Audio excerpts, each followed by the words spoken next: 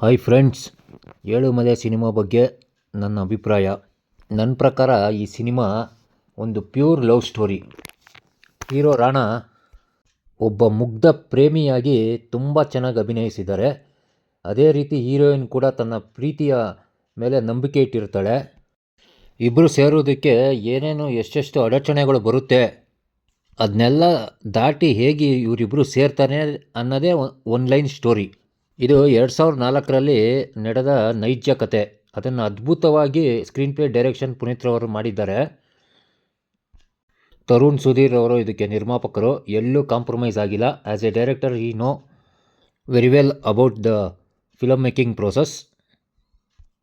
ಎಲ್ಲ ಕಲಾವಿದರು ಚೆನ್ನಾಗಿ ಅಭಿನಯಿಸಿದ್ದಾರೆ. ಕ್ಲೈಮ್ಯಾಕ್ಸ್ ಮಾತ್ರ ಅಲ್ಟಿಮೇಟ್ ಆಗಿದೆ, ನನಗಿಷ್ಟ ಆಯಿತು.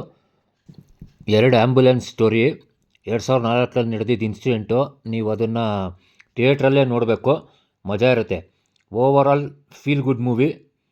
ಧನ್ಯವಾದಗಳು. ಕನ್ನಡ ಚಿತ್ರಗಳನ್ನು ದಯವಿಟ್ಟು ಚಿತ್ರಮಂದಿರಗಳಲ್ಲೇ ವೀಕ್ಷಿಸಿ. Thank you.